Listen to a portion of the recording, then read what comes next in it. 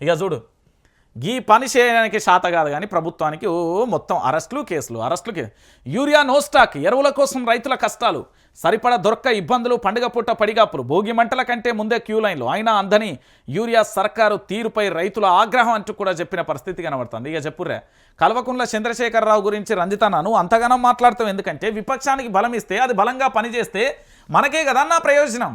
విపక్షం అనేది ఎప్పుడు ప్రజల పక్షం ఉంటుంది కదా, దానికోసమే కదా మనం పనిచేయాల్సింది. ఈరోజు కల్వకుంట్ల చంద్రశేఖరరావు ఉన్నప్పుడు గివి ఎక్కడన్నా కనబడ్డాయా?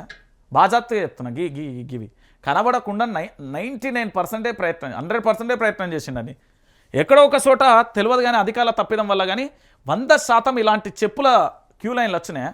యూరియా వానాకాలం ఇదేమన్నా ఎండాకాలం పంటకు కావాల్సింది యూరియా బత్తాలు కావాలంటే యూరియా లేక ఇబ్బంది పడతా ఉంటే ఏ స్టాక్ ఎక్కడి నుండి వస్తుంది, ఏది ఎక్కడికి పంపించాలి, ఏం కథ అనేది కూడా తెలియకపోతే ఇక వీళ్ళు ఏం అడ్మినిస్ట్రేషన్ చేస్తున్నారు, వీళ్ళు తెలంగాణ రాష్ట్ర వ్యాప్తంగా కూడా ఏం చేస్తారు ఒకసారి మీరే ఆలోచించరు. తెలంగాణ ప్రాంత బిడ్డలారా, నేను ఎందుకు చెప్తున్నా అంటే తెలంగాణ ప్రాంత బిడ్డలని మళ్ళీ చెప్తున్నా, తెలంగాణ ప్రాంత బిడ్డలందరికీ చెప్తున్నా, తెలంగాణ రాష్ట్ర వ్యాప్తంగా కూడా మళ్ళీ నేను చెప్పే ఎపిసోడ్ ఒకటే. తెలంగాణ ప్రాంత బిడ్డలందరికీ కూడా అర్థమయ్యే భాషలో నేను చెప్పేది ఏంటి అంటే ఈ తెలంగాణ రాష్ట్ర వ్యాప్తంగా కూడా ప్రతి ఒక్కరు కూడా ఆలోచిస్తూ ఉంటారు.